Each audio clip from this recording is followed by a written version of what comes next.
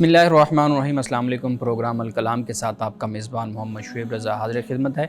नाज़रीन किराम, इस प्रोग्राम के पहले हिस्सा में हम कुरान करीम की कुछ आयात को समझने की कोशिश करते हैं और दूसरे हिस्सा में अपने अहद के नुमाइंदा सियासी, समाजी, मजहबी और माशरती मौज़ूआत पर पैदा होने वाले सवालात के जवाबात एक नए नुक्ता नज़र से जानने की कोशिश करते हैं। हमारे साथ शरीक गुफ्तगू होते हैं जनाब मोहम्मद अमानत रसूल साहब। अमानत साहब, बहुत शुक्रिया आपके वक्त का। मेरी मामनत के लिए मौजूद हैं जनाब बिलाल साहब। बिलाल, बहुत शुक्रिया आपके वक्त का। नाज़रीन किराम, जो गुज़िश्ता प्रोग्राम था उसमें हम बात कर रहे थे सूरतुन नम्ल की उन आयात पे जिनके अंदर हज़रत मूसा अलैहिस्सलाम को नबूवत से सरफराज फरमाया गया। उन आयात में हमने देखा था कि हज़रत मूसा अलैहिस्सलाम को कैसे नबूवत दी गई और फिर दो जो मोजज़ात हैं जिनको नुमायाँ तौर पे अल्लाह रब्बुल इज़्ज़त ने इन आयात में बयान फरमाया कि एक वो असा और दूसरा उनका हाथ का रोशन हो जाना। इस पे हम गुज़िश्ता प्रोग्राम में बात कर रहे थे। आज इससे जो अगली आयात हैं जिसके अंदर हज़रत सुलेमान और हज़रत दाऊद अलैहिस्सलाम का ज़िक्र है, उनका पूरा वाक़या बयान किया गया है, उन पे हम गुफ्तगू करेंगे। मैं गुजारिश करता हूँ जनाब अमानत साहब से अपनी गुफ्तगू का आगाज़ कीजिएगा। बिस्मिल्लाहिर्रहमानिर्रहीम। नाज़रीन किराम, आज से हम हज़रत सुलेमान अलैहिस्सलाम का ज़िक्र शुरू कर रहे हैं और आयत नंबर है 15 यहाँ से। सबसे पहले एक दो बातें बयान करता चलूँ कि हज़रत सुलेमान अलैहिस्सलाम की सल्तनत, आपकी बादशाहत, ये फ़लस्तीन, शर्क़ उर्दुन से लेकर शाम तक ये फैली हुई थी और इसका जो ज़माना बनता है वो ज़माना है 965 क़बल मसीह से लेकर 926 क़बल मसीह तक, यानी ये तकरीबन 40 साल का अरसा बनता है हज़रत सुलेमान अलैहिस्सलाम की इस एरिया पर और इस ख़ित्ते पर हुकूमत रही। और यहाँ पे ये भी अर्ज़ करता चलूँ कि जब हम फ़लस्तीन या शर्क़ उर्दुन और शाम का ज़िक्र करते हैं तो ये आज का वो ख़ित्ता और हुदूद अरबा नहीं है कि जो आज इन ममालिक का है। पहले ज़माने में ये बहुत ही वसी इलाका था और बहुत बड़ी सल्तनत और बहुत बड़ी रियासत थी जो हज़रत सुलेमान अलैहिस्सलाम के ज़ेर नगी थी। अब आइए, कुरान मजीद ने हज़रत सुलेमान अलैहिस्सलाम और उनके वालिद हज़रत दाऊद अलैहिस्सलाम का ज़िक्र किया है और ये फ़रमाया है कि वलक़द आतईना दाऊदा व सुलेमान इल्मा, कि हमने दाऊद और सुलेमान को इल्म अता किया था। यानी यहाँ इल्म से मुराद इल्म नबूवत है, इल्म वही है।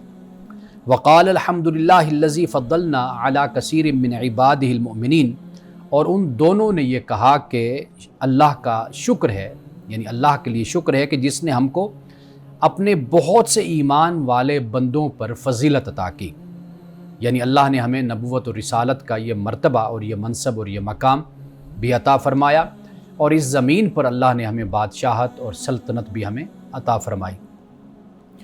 वो वारिस सुलेमान दाऊदा, और सुलेमान दाऊद के वारिस बने। वक़ाल या अय्युहन्नास, और कहा ए लोगो, उल्लिमना मंतिक़त तैर, कि मुझे यानी हमें तैर की ज़ुबान सिखाई गई है, यानी परिंदों की बोली ये हमें सिखाई गई है। व ऊतीना मिन कुल्लि शैइन, और अल्लाह सुब्हानहु व तआला ने हमको हर किस्म की चीज़ अता की है। इन्न हाज़ा लहुवल फ़द्लुल मुबीन, बेशक ये खुला फ़ज़ल है अल्लाह सुब्हानहु व तआला का। व हुशिरा लिसुलैमाना जुनूदुहु मिनल जिन्नि वल इंसि वत्तैरि फ़हुम यूज़ऊन, और अब इसके बाद ये बयान फरमाया कि हज़रत सुलेमान अलैहिस्सलाम के लिए लश्कर जमा किया गया और वो लश्कर जिन्नों पर मुश्तमिल था, इंसानों पर मुश्तमिल था और परिंदों पर मुश्तमिल था। और फिर इन सारे लश्करों को फिर डिसिप्लिन में लाया जाता था, यानी ये सफ़ बसफ़ खड़े होते थे, इनकी एक जमातें होती थी, वो बनाई जाती थी। हत्ता इज़ा अताउ अला वादिन नमली, यहाँ तक कि हज़रत सुलेमान अलैहिस्सलाम का गुज़र, यानी आपके इन लश्करों का गुज़र हुआ नमल की वादी पर। नमल से मुराद यानी चूंटियाँ, नमला की ये जमा है, तो चूंटियों की जो वादी थी उस पर हज़रत सुलेमान अलैहिस्सलाम का गुज़र हुआ।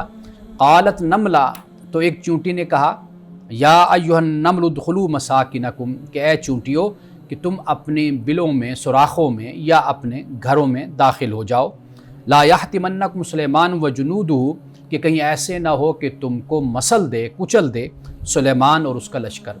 वहुम ला यशऊरून, اور انہیں اس کا شعور بھی نہ ہو، پتہ بھی نہ ان کو چلے اور وہ مسل دیں، کچل دیں۔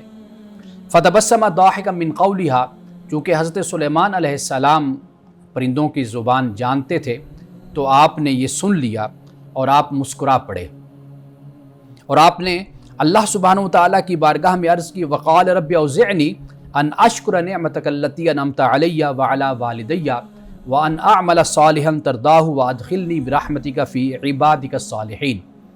ناظرین کرام، یہ دعا بہت اہم ہے کہ جب اللہ سبحانہ وتعالیٰ انسان کو کوئی مرتبہ، کوئی مقام عطا کرے تو پھر انسان اپنے اندر عجز و انکساری پیدا کرے، ہمبلنس اپنے اندر لائے اور اللہ کا شکر گزار بندہ بنے۔ حضرت سلیمان علیہ السلام جو پرندوں کی بولیاں بھی جانتے تھے، اور آپ کے لشکر میں، آپ کی جماعت میں انسان بھی تھے، جن بھی تھے، پرندے بھی تھے، سب آپ کے حکم کے پابند تھے، یہاں تک کہ ہوا بھی پابند تھی، تو ان اختیارات کے باوجود بھی حضرت سلیمان علیہ السلام اللہ کی بارگاہ میں یہ عرض کرتے ہیں کہ اے میرے رب، مجھے توفیق عطا فرما کہ میں تیری نعمت کا شکر ادا کروں جو تو نے مجھ پر کی، اور میرے والدین پر جو تو نے انعامات کیے ہیں ان کا بھی شکر ادا کروں، اور یہ کہ میں نیک کام کروں جو تجھ کو پسند ہو، وَأَنْ أَعْمَلَ صَالِحًا تَرْضَاهُ، یعنی ایسے اچھے کام کروں کہ جو تجھے پسند ہو، اور اپنی رحمت سے تو مجھ کو اپنے نیک بندوں میں داخل فرما دے۔ اللہ سبحانہ وتعالیٰ کی بارگاہ میں حضرت سلیمان علیہ السلام یہ دعا کر رہے ہیں، اللہ کہ مجھے تو توفیق عطا فرما کہ میں اچھے کام بھی کروں اور تو مجھے اپنے نیک بندوں میں شامل فرما لے، اس لیے کہ اچھی جماعت، اچھی صحبت، اچھے لوگ، اچھی مجلس اگر انسان کو نصیب ہو دنیا میں اور آخرت میں، یہ سب سے بڑی نعمت ہوتی ہے۔ اس کے بعد قرآن مجید ایک واقعے کا پھر یہاں بیان شروع کرتا ہے کہ وَتَفَقَّدَ الطَّيْرَ فَقَالَ مَا لِيَ لَا أَرَى الْهُدْهُدَ۔ حضرت سلیمان علیہ السلام نے پرندوں کا جائزہ لیا، دیکھا، اور اس کے بعد آپ نے فرمایا کہ کیا بات ہے کہ میں ہدہد کو نہیں دیکھ رہا، یعنی ہدہد جو پرندہ ہے، تو فرمایا کہ وہ مجھے نظر نہیں آ رہا، وہ کہاں پر ہے؟ ام کان من الغائبین، کیا وہ کہیں غائب ہو گیا ہے؟ لَأُعَذِّبَنَّهُ عَذَابًا شَدِيدًا، فرمایا کہ میں اس کو سخت سزا دوں گا، او لَأَذْبَحَنَّهُ، یا میں اس کو پھر ذبح کر دوں گا، او لَيَأْتِيَنِّي بِسُلْطَانٍ مُبِينٍ، یا پھر وہ میرے پاس کوئی واضح کوئی وجہ، کوئی سبب، کوئی دلیل، کوئی حجت لائے تو تب میں اس کو معاف کروں گا۔ اب فَمَاكَثَ غَيْرَ بَعِيدٍ، قرآن کہتا ہے کہ کچھ وقت ابھی گزرا ہی تھا، کہ زیادہ دیر نہیں ہوئی تھی کہ فَقَالَ أَحَطْتُ بِمَا لَمْ تُحِطْ بِهِ وَجِئْتُكَ مِنْ سَبَإٍ بِنَبَإٍ یقین، کہ حضرت سلیمان علیہ السلام کے پاس وہ ہدہد آ گیا اور اس نے آتے ہی یہ کہا کہ میں ایک خبر لایا ہوں اور جس کی پہلے آپ کو خبر نہیں تھی، یعنی آپ کے علم میں وہ چیز نہیں تھی، ایسی میں چیز اور ایسی خبر اور ایسی نیوز جو ہے وہ میں آپ کے پاس لایا ہوں۔ اور وہ کیا ہے؟ کہا کہ وجئتک من سبأ بنبأ یقین، اور میں سبا سے، یعنی جو علاقہ ہے یمن کا، تو سبا سے میں ایک یقینی خبر لے کر آپ کے پاس آیا ہوں۔ اور وہاں پر کیا دیکھا میں نے؟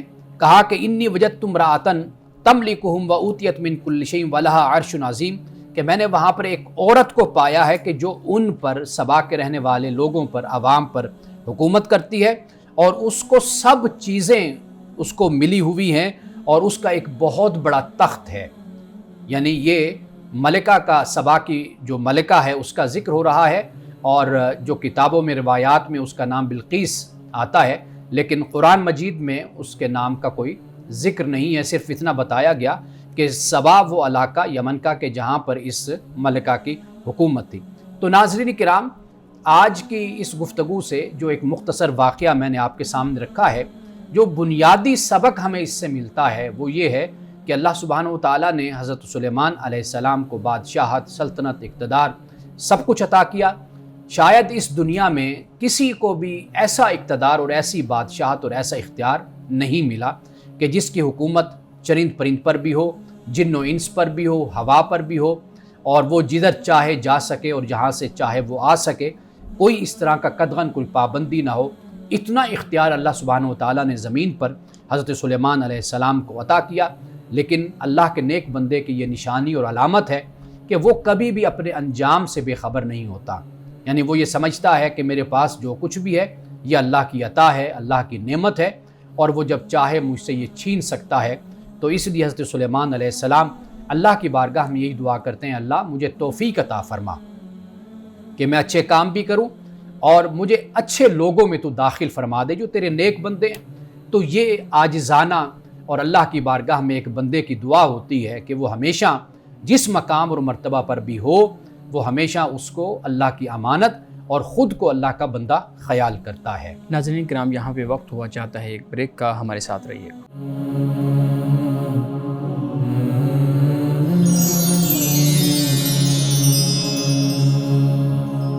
ویلکم بیک ناظرین۔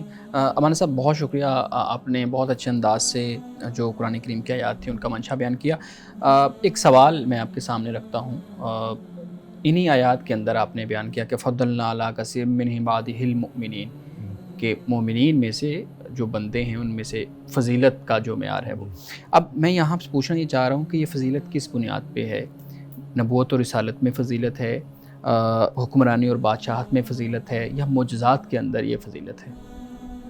قرآن مجید کا جب ہم مطالعہ کرتے ہیں تو یہ لفظ فضل یہ رسول اللہ صلی اللہ علیہ وسلم اور صحابہ کے لیے، اس وقت کے مسلمان جنہوں نے اسلام قبول کیا تھا ان کے لیے بھی یہ استعمال ہوا کہ اللہ سبحانہ و تعالیٰ نے جو یہ نبوت اور رسالت عطا کی ہے تو یہ اللہ کا فضل ہے کہ اللہ نے محمد رسول اللہ صلی اللہ علیہ وسلم کا انتخاب فرمایا اور آپ کو چن لیا اس کے لیے۔ اور یہ جو کتاب ہے اللہ کی، یہ اللہ کا دین ہے، یہ فضل ہے۔ کسی جگہ پہ رحمت بھی اس کو کہا گیا۔ ٹھیک ہے۔ تو انبیاء علیہ السلام کو اللہ اپنے رسل کو، انبیاء کو جو مقام اور مرتبہ عطا کرتا ہے اس کو وہ فضیلت کہتا ہے۔ یعنی مثال کے طور پر آپ دیکھیے کہ تلک الرسل فضلنا بعضهم علی بعض، کہ ہم نے بعض رسولوں کو بعض پر فضیلت دی۔ اب یہ جو فضیلت ہے، ایک تو ہے کہ اللہ سبحانہ وتعالیٰ کسی کو خاص خصوصیت، کوئی کمال عطا کرتا ہے اور کسی کو کوئی خاص خصوصیت اور کمال اللہ سبحانہ وتعالیٰ عطا فرماتا ہے۔ یہ درجہ تو رسل میں موجود ہے، ٹھیک ہے، لیکن نفس رسالت میں کوئی فرق نہیں، لا نفرق بین احد من رسلی، یعنی اللہ سبحانہ وتعالیٰ فرماتا ہے کہ ہم اپنے رسولوں میں فرق نہیں کرتے، یعنی نفس رسالت میں کوئی فرق نہیں ہے، لیکن ان کے کمالات میں، ان کے خصائص میں، ان کے مرتبے میں یہ فرق ضرور ہے۔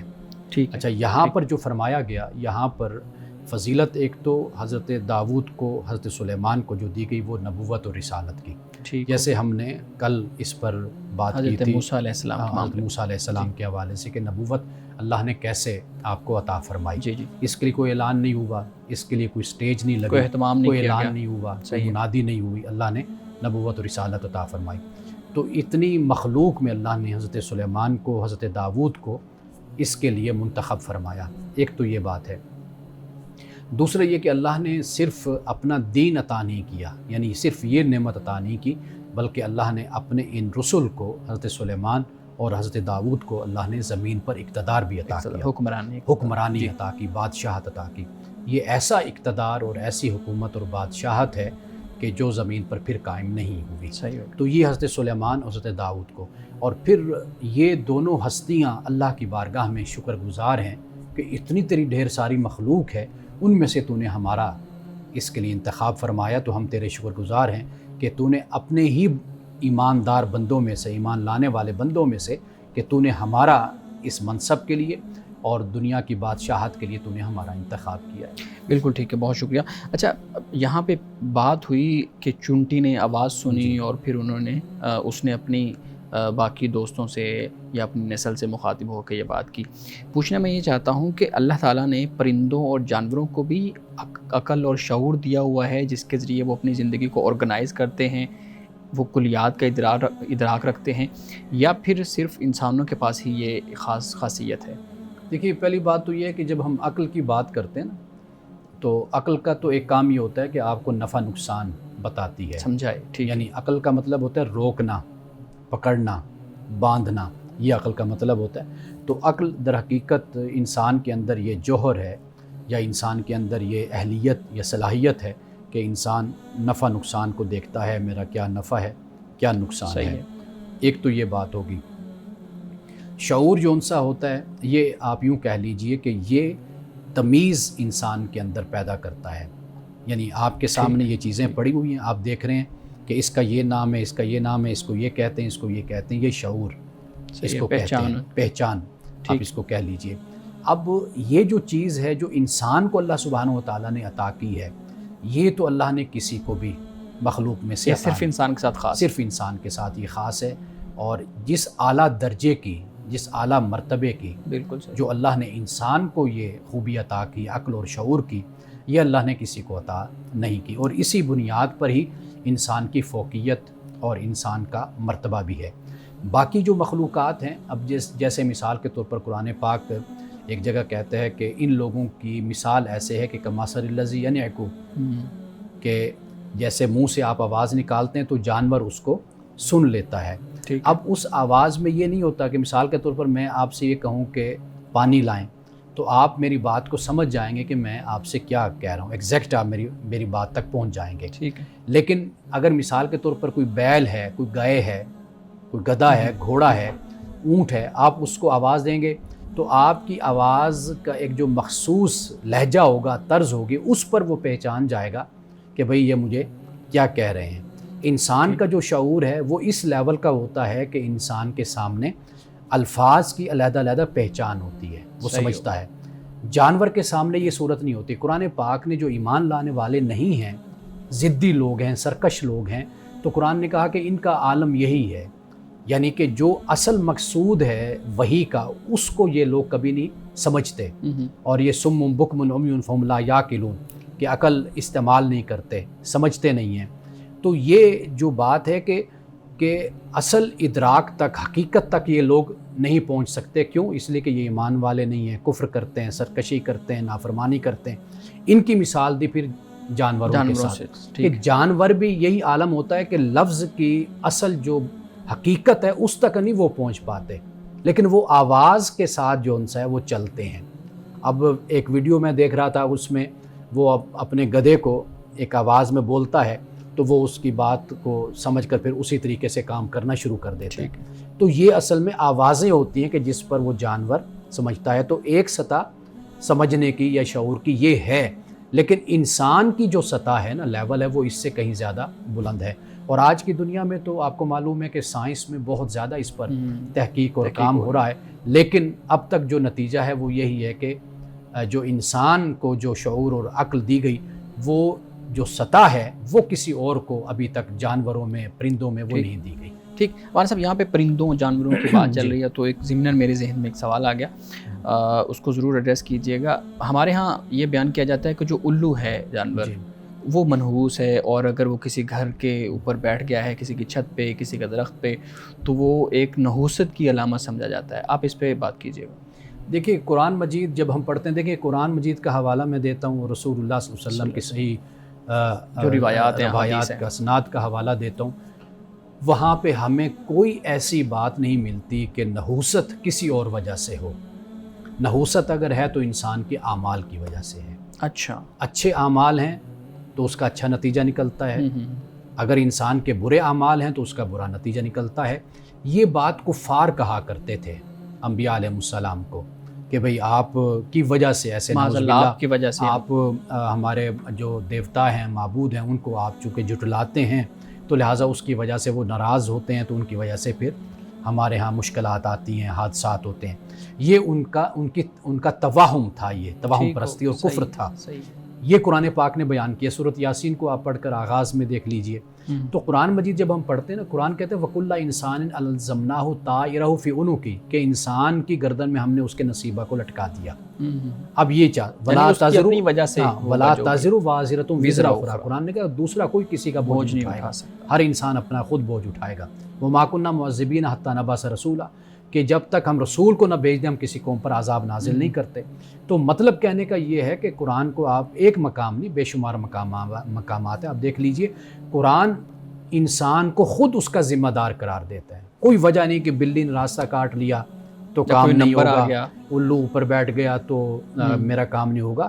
علماء نے، فقہاء نے اس پر لکھا ہے کہ الو بالکل اس میں کوئی نحوست نہیں ہے، اور یہاں تک کہ اگر کوئی اپنے گھر میں اس کو رکھنا بھی چاہتا ہے، پالنا بھی چاہتا ہے، تو وہ الو کو رکھ سکتا ہے جیسے دوسرے پرندوں کو انسان اپنے گھر میں رکھتا ہے، لیکن اس کے دیکھ بھال پھر انسان پر لازم اور ضروری ہوتی ہے. بالکل ٹھیک ہے، بہت شکریہ جی.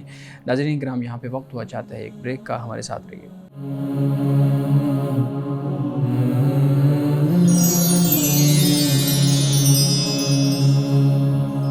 ویلکم بیک ناظرین. امانا صاحب، ایک اور چیز، حضرت سلیمان علیہ السلام کا ذکر چل رہا ہے. اللہ رب العزت نے ان کو نبوت سے سرفراز فرمایا.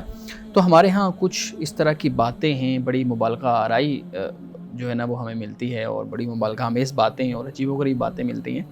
جیسے حضرت سلیمان علیہ السلام کے لشکر کو، پھر تخت کو، پھر ان کی مملکت کو بیان کیا جاتا ہے. اور اس کے ساتھ ساتھ یہ بھی میں پڑھ کے حیران رہ گیا کہ حضرت سلیمان علیہ السلام کے بارے میں یہ بھی ایک چیز ملتی ہے کہ ان کی کچھ 350 یا 390 کے قریب ان کے نکاح ہوئے تھے اور ان کی بیویاں تھیں. تو آپ بات کیجئے گا کہ قرآن یا رسول اللہ صلی اللہ علیہ وسلم کی جو صحیح احادیث ہیں وہ اس کے بارے میں کیا رہنمائی کرتی ہیں؟ دیکھیے، انبیاء علیہ السلام کے حوالے سے ہمیں یہ باتیں ملتی ہیں کہ ان کے نکاح وہ کافی تھے، کثیر تعداد میں کثیر تھے ان کے ازواج. حضرت سلیمان علیہ السلام کے حوالے سے، حضرت داؤد علیہ السلام کے حوالے سے، دیگر انبیاء کا بھی، رسول کا ہمیں اس حوالے سے ذکر ملتا ہے. دیکھیے، ایک بات جو ہمیں سمجھ لینی چاہیے وہ یہ ہے کہ انبیاء علیہ السلام کا رجحان جنس کی طرف یعنی اس طرح نہیں ہوتا جس طرح ایک عام انسان کا رجحان ہوتا ہے. ان کا یہ اقدام بھی ایک حکمت کے تحت ہوتا ہے. جیسے رسول اللہ صلی اللہ علیہ وسلم نے، اب آپ دیکھیے کہ 50-52 سال تک آپ نے حضرت خدیجہ الکبریٰ رضی اللہ تعالیٰ عنہا کے ساتھ آپ نے بسر فرمائی. 25 سال کی عمر میں بھی آپ کی شادی اگر ہوئی ہے تو آپ دیکھ لیجئے کہ وہ کب جا کر وہ ان کا وصال ہوتا ہے، انتقال ہوتا ہے آخر میں مکہ کے دور میں. تو آپ دیکھیے کہ ایک ہی شخصیت کے ساتھ آپ نے زندگی گزار دی. باقی جتنے بھی آپ نے نکاح فرمائے وہ اس عمر میں آپ نے فرمایا کہ جس عمر میں عام طور پر یعنی نکاح نہیں ہوتے، انسان بڑھاپے کی طرف انسان ہوتا ہے. تو نکاح اگر کرنا ہوتا ہے تو جوانی میں انسان کرتا ہے. تو رسول اللہ صلی اللہ علیہ وسلم نے 50-52 سال کے بعد پھر سارے آپ نے نکاح فرمائے. اب اس میں پھر سیرت نگاروں نے حکمت بیان. یہ میں ایک آپ یوں سمجھ لیجئے ایک اصول، ایک پس منظر میں آپ کو بتا رہا ہوں. یہی پس منظر حضرت سلیمان علیہ السلام کا اور دیگر رسول اور انبیاء کا موجود ہوتا ہے. اب رسول اللہ صلی اللہ علیہ وسلم نے کچھ نکاح فرمائے محمد یعنی ذات محمد کے حوالے سے، یعنی آپ ایز محمد آپ نے نکاح فرمائے. کچھ نکاح ایسے ہیں کہ جیسے آپ نے ایز رسول نکاح فرمائے. کچھ نکاح دعوت کے نقطہ نظر سے، کہ جیسے مثال کے طور پر حضرت عائشہ صدیقہ رضی اللہ تعالیٰ عنہا سے آپ نے نکاح فرمایا. آپ نے اسی طرح حضرت صفیہ سے نکاح فرمایا کہ جب آپ گئے فتح کیا آپ نے وہاں سے پھر یہ آئیں تو اس میں پھر آپ نے ان سے نکاح فرمایا. اس طرح دیگر آپ کے نکاح وہ سیرت نگاروں کو تفصیل کے ساتھ اگر آپ دیکھیں تو وہاں پر اس کو بیان کیا گیا ہے. تو مقصد کہنے کا یہ ہے کہ وہ جو ایک فاتح کی ذہنیت ہوتی ہے نا، ایک بادشاہ کی ذہنیت ہوتی ہے کہ وہ جدھر جاتا ہے تو لونڈیوں کو اکٹھا کر لیا اور پھر جو خوبصورت ہوئی اس سے نکاح کر لیا یا زیادہ عیاشی کا سامان اپنے لیے پیدا کر لیا. تو انبیاء علیہ السلام کا یہ پہلو نہیں ہوتا. وہ ان کا پہلو دعوت کا ہوتا ہے، تبلیغ کا ہوتا ہے، اصلاح معاشرہ ہوتا ہے، دیگر سیاسی حکمت عملی ہو سکتی ہے، حکمت ہو سکتی ہے اس کے تحت. اسی طرح تو سلیمان علیہ السلام کے بارے میں بھی صرف یہ نہیں کہ جو آپ نے بیان کیا بلکہ الہامی کتب میں بھی اسی طرح ہی ہمیں تورات اور انجیل میں ہمیں اس طرح کی چیزیں ملتی ہیں. بالکل، بہت شکریہ مولانا صاحب. بلال صاحب آپ کے پاس بھی کچھ سوالات ہوں گے پلیز. جی بہت شکریہ سر، آپ کا بھی بہت شکریہ. میں طہارت کے حوالے سے کچھ سوالات پوچھنا چاہوں گا. سب سے پہلے تو میں یہ آپ سے پوچھوں گا کہ صفائی کو نصف ایمان کہا گیا ہے، اس کی کیا لاجک اور منطق ہے کہ صفائی کو بالکل آدھا ایمان، اور کیا اسی طرح سے اس کا اجر اور ثواب ہے جس طرح سے ہم یعنی ایمان کا 50% صفائی اور باقی ساری چیزیں الگ ہیں دوسری طرف؟ دیکھیے، جب نصف ایمان کہا گیا نا، ایک لحاظ سے آپ کوئی ہمارے پاس اس طرح کا پیرامیٹر نہیں ہے کہ جس پر ہم یہ کہیں کہ یہ ہو گیا آدھا ادھر اور یہ آدھا ادھر ہو گیا. اصل جب نصف کہا گیا تو اس سے مراد یہ ہے کہ اگر آپ غور کریں تو صفائی کا، پاکیزگی کا، طہارت کا اسلام کے روحانی نظام میں اور جسمانی نظام میں اگر آپ دیکھیں گے، مادی نظام میں، تو آپ دیکھیں گے اس کی بہت زیادہ اہمیت ہے. آپ عبادات کی قبولیت ہے، آپ دیکھ لیجئے کہ اس کا انحصار بھی صفائی اور پاکیزگی پر ہو جاتی ہے. اگر وضو نہیں کرتے تو نماز نہیں ہوتی، اگر جنابت ہے نہاتے نہیں ہیں تو نماز قبول نہیں ہوتی. اسی طرح روزہ ہے، روزے کی حالت میں بھی آپ یعنی اس چیز کو یعنی پاکیزگی کو روحانی طور پر اس کا ہونا پھر ضروری ہو جاتا ہے. اسی طرح آپ دیکھیے کہ جیسے ہم زکوٰۃ دیتے ہیں، زکوٰۃ کیوں دیتے ہیں؟ مال کو پاک کرنے کے لیے مال بڑھتا ہے. عبادات میں اس کی بہت زیادہ اہمیت ہے۔ تو گویا کہ جب ہم یہ چیز دیکھتے ہیں نا، اور یہ تو ہو گیا نا جسمانی حوالے سے کچھ باتیں میں نے بیان کی، آپ یہ دیکھیے کہ نیت، اس کا پاکیزہ ہونا یہ کتنا ضروری ہے کہ آپ کوئی بھی کام کرتے ہیں، انما الاعمال بالنیات، اعمال کا دار و مدار نیتوں پر ہے۔ تو لہٰذا جب ہم پاکیزگی اور طہارت کی بات کرتے ہیں تو طہارت تو آپ یوں سمجھ لیجئے کہ یہ تو بنیاد ہے، وہ جسمانی طور پر ہو، وہ روحانی طور پر ہو، وہ انسان کے باطنی طور پر ہو، ہر لحاظ سے طہارت اگر نہیں ہے، پاکیزگی نہیں ہے تو کچھ بھی نہیں ہے۔ قرآن پاک نے رسول اللہ صلی اللہ علیہ وسلم جو قرآن لے کر آئے، اللہ کا دین لے کر آئے، اس میں آپ دیکھیے تزکیہ نفس کی کتنی اہمیت ہے۔ قرآن پاک نے رسول اللہ صلی اللہ علیہ وسلم کی جو بعثت کے مقاصد ہیں جہاں پر بیان کیا، وہاں پر وَيُزَكِّيكُمْ کے الفاظ بھی ہیں کہ تمہارا وہ تزکیہ کرتے ہیں، قد افلح من زکاہا وقد خاب من دساہا۔ تو گویا کہ اگر آپ قرآن مجید کو پڑھیے، رسول اللہ صلی اللہ علیہ وسلم کی احادیث کو پڑھیے، تو پاکیزگی اور طہارت ہی ہے جو اصل مقصد پھر ہمیں نظر آتا ہے کہ رسول اللہ صلی اللہ علیہ وسلم نے دیکھیے کہ انسان کے بال کاٹنے کا معاملہ ہے، اس میں بھی فرمایا کہ بھئی یہ نہ بڑھیں، ایک مدت تک ہو، اس کے بعد تم ان کو کاٹو۔ اس طرح ناخن کا معاملہ ہے، اسی طرح مونچھوں کا معاملہ ہے، اور اسی طرح ختنہ جو ہے اس کا بھی تعلق اسی طہارت اور پاکیزگی کے ساتھ ہو جاتا ہے۔ تو گویا کہ جو نصف ایمان کی بات ہے وہ اصل میں اسی تاکید کی طرف اشارہ ہو جاتا ہے کہ پاکیزگی یہ اصل بنیاد بنتی ہے۔ ایون مسواک کی جب بات ہوتی ہے تو وہ تو نظر نہیں آتا، لیکن پھر بھی اس کی پاکیزگی کا آپ علیہ السلام نے جس طرح مسواک کو اتنا پسند فرمایا، آپ نے فرمایا کہ اگر میرے بس میں ہو تو میں ہر نماز کے ساتھ تم پر لازم کر دوں کہ تم مسواک کرو۔ جی، آپ نے ظاہری اور باطنی طہارت کے بارے میں بڑا ڈیٹیل ڈسکرائب کیا۔ ہم اگر جسمانی طہارت کی بات کریں تو اس میں ایک سوال پیدا ہوتا ہے کہ آج کل جس طرح لوگوں کو بہت ٹف ٹائم ہوتا ہے ان کی جابس کے حوالے سے، مصروفیت کے حوالے سے، تو اگر کسی شخص پر غسل لازم ہو اور اس کو وقت نہ مل رہا ہو، 3 دن 4 دن یا کوئی ایک خاص ٹائم گزر جائے، تو کیا وہ گناہ کبیرہ کا مرتکب ہوگا؟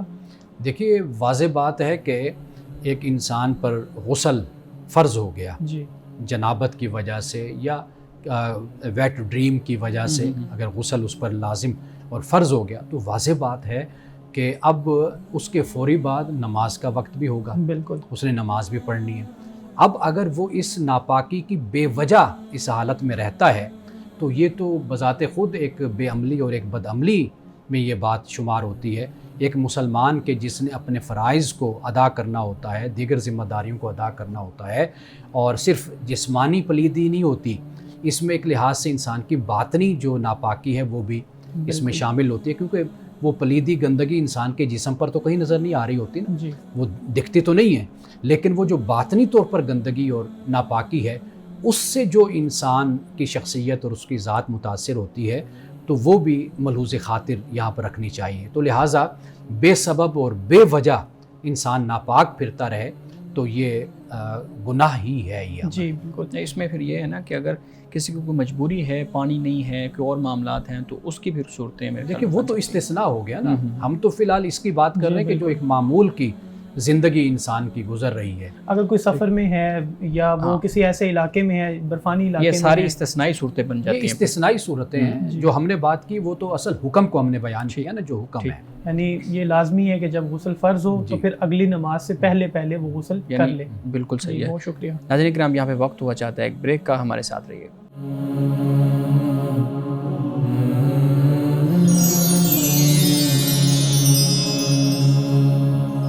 ویلکم بیک ناظرین۔ جی بلال صاحب۔ جی بہت شکریہ۔ آج کل لیزر ہیئر ریموول کا کانسیپٹ بہت عام ہے، خاص طور پہ مردوں کو بھی دیکھا گیا کہ وہ پرماننٹلی بال ریموو کرتے ہیں اپنے باڈی سے۔ سم ٹائم ہسبینڈ وائف کا ایک دوسرے سے تقاضا بھی ہوتا ہے کہ آپ بال رکھیں یا آپ بال ریموو کریں۔ آپ یہ بتائیے گا کہ لیزر ہیئر ریموول سے مستقل طور پر بالوں کو ختم کرنا کیا یہ درست ہے؟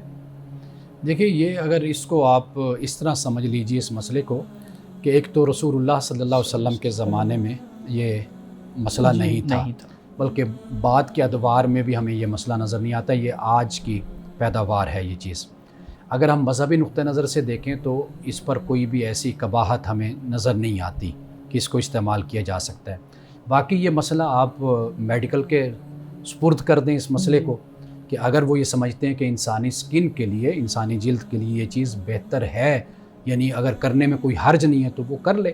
اگر وہ یہ خیال کرتے ہیں کہ بھئی اگر اس کے استعمال سے کوئی انسانی جلد کو، سکن کو اگر اس سے نقصان پہنچتا ہے تو یہ پھر مسئلہ میڈیکل کا مسئلہ ہو جاتا ہے۔ اگر صرف آپ اس حوالے سے پوچھنا چاہتے ہیں کہ مذہب کیا کہتا ہے، تو اس پر مذہب کی کوئی پابندی نہیں ہے۔ میڈیکل سائنس تو اس بارے میں یہی کہتی ہے کہ یہ کوئی انسانی سکن کے لیے خطرناک نہیں ہے، بہت سارے لوگ کر چکے ہیں اس کا تجربہ، لیکن ایک اس میں پہلو اگر دیکھا جائے تو جب آپ کسی سے لیزر ہیئر ریموول کرواتے ہیں اپنے فل باڈی کا، تو اوبویسلی آپ کا جو سطر ہے وہ واضح ہوگا، ظاہر ہوگا، تو کیا پھر بھی ٹھیک ہے، درست ہے؟ دیکھیے اس معاملے میں پھر ہم یہ کہیں گے کہ انسان کا جو سطر ہے جی اس کا ننگا ہونا وہ صرف اس صورت میں جائز ہوگا کہ جب کوئی بے حد مجبوری ہو انسان کی، جی یعنی ایون کہ یہاں تک کہ مرد کا مرد کے سامنے اور عورت کا عورت کے سامنے یہ بھی ناجائز ہے۔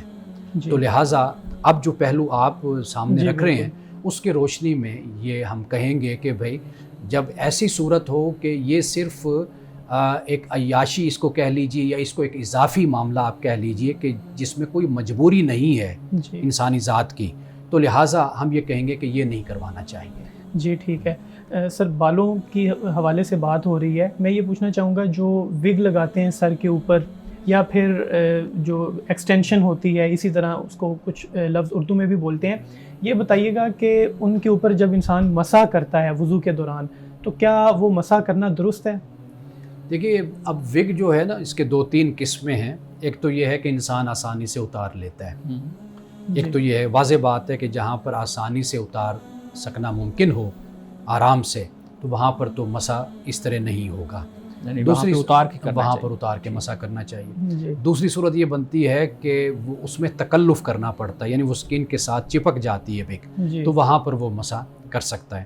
باقی جو ہیئر ٹرانسپلانٹ کرواتے ہیں، مصنوعی بال لگواتے ہیں، تو اس پہ تو ہر صورت میں ہو سکتا ہے، کوئی ممانعت نہیں، چونکہ وہ ایسے ہی ہوتے ہیں کہ جیسے انسان کے اپنے اصل بال ہوتے ہیں۔ بعض اوقات وہ وگ اتارتے ہوئے شرم بھی آ رہی ہوتی ہے نا کہ ساروں کے سامنے اتار کے اس کے اوپر مسح کیا جائے، تو اس لیے وہ پھر اس کے اوپر ہی کر لیتے ہیں۔ بہرحال جو میں نے آپ کو بتایا کہ اگر جی تکلف کا معاملہ ہو تو پھر اس کے اوپر ہو سکتا ہے۔ اگر یہ جیسے ٹوپی انسان پہنتا ہے، آرام سے اتار لیتا ہے ٹوپی، تو ایسی صورت میں اگر ایسی وگ ہے تو پھر اس کو اتار سر کر یہ بھی کرنا چاہیے۔ بتائیے گا کہ یہ جو خواتین نیلز ایکسٹینشن لگواتی ہیں، بڑھاتی ہیں، یا ویسے ہی ناخنوں کو بڑھا لیتی ہیں، تو یہ 2 سوالات ہیں۔ ایک، ناخن کو بڑھانا اسلام میں اس کا کیا کانسیپٹ ہے؟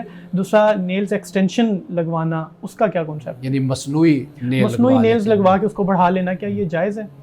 مصنوعی نیل جو ان سے وہ تو لگانے میں کوئی حرج نہیں ہے، انسان ان کو اتار کے رکھ لیتا ہے پھر لگا لیتا ہے، لیکن یہ جو بڑھانا ہے چونکہ یہ پاکیزگی کے خلاف ہے، صفائی کے خلاف ہے، اور انسان کو اپنی زندگی کے معاملات میں دقت اور پریشانی بھی ہوتی ہے، تو لہٰذا اس کے بارے میں یہی فتویٰ ہے کہ ناخن نہیں بڑھانے چاہیے۔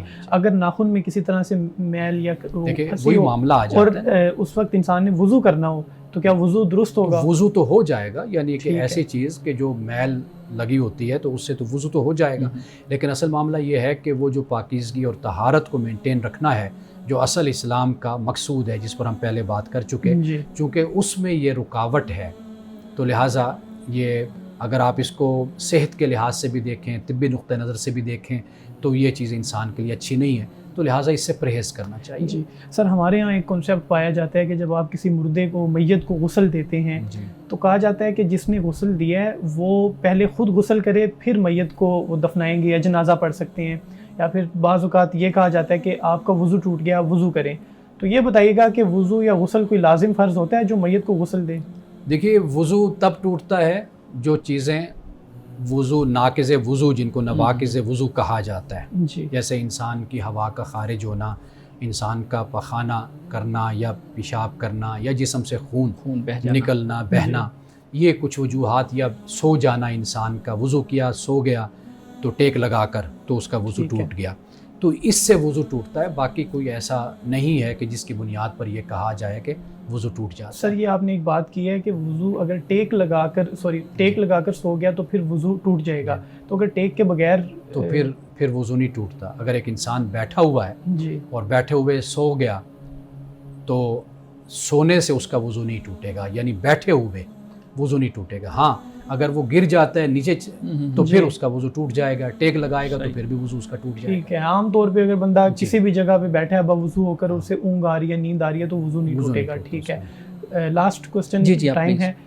सर, खाना काबा का तवाफ़ करते हुए इस बारे में एक मिसकंसेप्शन है, वज़ू फ़र्ज़ है, वाजिब है, सुन्नत है, इस बारे में वज़ाहत कीजिएगा। देखिए, जब वज़ू इंसान तवाफ़ कर रहा है तो वज़ू करके तवाफ़ करे जी। अगर वज़ू टूट जाता है इंसान का तो फिर जाए वज़ू करे, फिर अपने तवाफ़ को वहीं से शुरू कर ले। तो वज़ू करना फ़र्ज़ है, लेकिन फ़ुक़हा कराम ने कहीं वाजिब भी इसको लिखा है। नहीं, फ़र्ज़ और वाजिब पे हम इस बहस में नहीं जाते, लेकिन सिंपल और सादा बात यही है कि रसूलुल्लाह सल्लल्लाहु अलैहि वसल्लम की हदीस से हमें यही मालूम होता है कि आपने इसी बात का हुक्म दिया कि ये जो तवाफ़ है ये भी नमाज की तरह, बाकी इबादत की तरह है। तो लिहाजा जैसे बाकी इबादत हम वज़ू के साथ करते हैं तो तवाफ़ करेंगे तो ये भी हम वज़ू के साथ करेंगे। जहाँ पर वज़ू टूट जाता है तो वापस जाएं, वज़ू करें और फिर वहीं से ही अपने तवाफ़ को शुरू करें, वहीं से ही, यानी जहाँ पर ख़त्म किया 3 चक्कर हो गए हैं तो फिर चौथे चक्कर से शुरू कर लेंगे। ये नहीं है कि आगाज़ से करें, ये नहीं होगा। जी ठीक सही, ठीक है। अच्छा मान साहब, एक मेरे सवाल अगर बिलाल साहब मुझे भी आप करने का मौका दें, तो जो गुस्ल का तरीक़ाकार है आप बयान कीजिएगा कि रसूलुल्लाह सल्लल्लाहु अलैहि वसल्लम की सुन्नत के मुताबिक गुस्ल का तरीक़ाकार क्या है? देखिए, अब जो एक सिंपल सादा सा मैं आपको तरीका बता देता हूँ, वो ये है कि इंसान के जिस्म में वो मकामात के जहाँ पर पानी आसानी से नहीं जाता, वहाँ पर पानी इंसान पहुँचाए, अपने जिस्म को धोता है और नहाता है, तो नहाकर भी इंसान का गुस्ल भी हो जाता है, उसका वज़ू भी हो जाता है। लेकिन चंद मकामात ऐसे होते हैं कि जहाँ पर पानी नहीं पहुँचता, तो उनका धोना इंसान के लिए लाजिम होता है। वाज़ेह बात है कि अगर गुस्ल जनाबत है, नापाकी का गुस्ल है, तो अगर कोई जगह भी इंसान की खुश्क रह जाती है जिस्म में तो फिर उसका वो गुस्ल नहीं होता। तो लिहाजा मिसाल के तौर पर जैसे नाक है तो पानी नाक साफ़ करे, पानी पहुँचाए। इसी तरह मिसाल के तौर पर मुंह है इंसान का, पानी नहीं जाता तो कुल्ली कर ले। जैसे ये कान है कि जहाँ पर पानी नहीं पहुँचता तो इंसान अच्छे तरीके से खिलाल सफाई कर लेता है, ये है। और ऐसे इंसान के 2 टांगों के दरमियान जगह है, मकाम है, तो वहाँ पर पानी नहीं पहुँचता तो उस जगह को भी धो ले। तो गोया कि जिन मकामात पर पानी पहुँचाना लाजिम है तो वहाँ पर इंसान को पानी पहुँचाना चाहिए। बाकी आप देखिए कि आज के ज़माने में शावर है, इंसान नहाता है, या टब से इंसान नहाता है, या बाथ टब होता है उसमें नहाता है, तो वो अब जो तरीक़े हैं अब वो मुख्तलिफ हो गए, लेकिन जो फ़र्ज़ है, जो लाजिम है, जो हुक्म है, वो अपनी जगह पर मौजूद है। तो हमें उस पर उसका ख्याल ज़रूर करना चाहिए। बिल्कुल ठीक है। अमान साहब, आज की हदीस मुबारक का बयान कीजिए। ये हदीस पाक हज़रत जुंदब रज़ियल्लाहु ताला अन्हु से रिवायत है। फरमाते हैं कि समेअतहु यक़ूलु, कि मैंने रसूलुल्लाह सल्लल्लाहु अलैहि वसल्लम को ये फरमाते हुए सुना, मन सम्मा अल्लाहु बिही यौमल क़ियामा। फरमाया कि जो सुनाने दिखाने के लिए काम करेगा, अल्लाह ताला क़यामत के दिन उसका हाल लोगों को सुना देगा। वो मयुशाकिक यशकुकिल्लाहु अलैहि यौमल क़ियामा, और जो लोगों को तकलीफ़ में मुब्तला करेगा, अल्लाह ताला क़यामत के दिन उसे भी तकलीफ़ में मुब्तला करेगा। यहाँ पे आपने 2 बातें बयान फरमाई हैं। एक बात यह है कि लोगों को दिखाकर काम करना, यानी तसन्नो, बनावट और नमूद नुमाइश इख्तियार करना कि कोई नेकी का काम कर रहा है तो लोगों को दिखाने के लिए करना। तो एक तो ये आपने फरमा दिया। दूसरी बात आपने ये फरमाई कि लोगों को तकलीफ़ में मुब्तला करता है। तो अल्लाह सुब्हानहू व तआला जो दुनिया में अल्लाह की मखलूक को तकलीफ़ देता है, तो क़यामत के दिन अल्लाह ताला उसको भी तकलीफ़ में और मुसीबत में मुब्तला करेगा। तो लिहाजा इंसान को अपनी नीयत का किबला भी दुरुस्त रखना चाहिए और इंसान को आसानियाँ दूसरों के लिए बाँटनी चाहिए, तकलीफ़ें और तंग दस्ती लोगों में नहीं बाँटनी चाहिए। क्यों? इसलिए कि कल क़यामत के दिन इन सारी तकालीफ़ के जो तकालीफ़ वो अल्लाह की मखलूक को देता है, कल क़यामत के दिन उसको इन सब तकालीफ़ का सामना करना पड़ेगा। बहुत शुक्रिया मान साहब आपके वक्त का, बहुत शुक्रिया बिलाल आपके वक्त का। नाज़रीन किराम, अगर आप अपने सवालात के जवाबात जानना चाहते हैं तो हमारा जो व्हाट्सएप नंबर दिया गया है उस पर आप भेज सकते हैं। हम इंशाल्लाह आपके सवालात को ज़रूर एड्रेस करेंगे। इस दुआ के साथ अपने प्रोग्राम का इख्तिताम करेंगे। अल्लाह रब्बुल इज़्ज़त हुस्न कलाम और तासीर कलाम अता फ़रमाए, हमारी ज़ुबान की गिरों को खोल दे और सुनने वालों तक खैर का पैगाम पहुँचे। इजाज़त दीजिए, खुदा हाफिज़।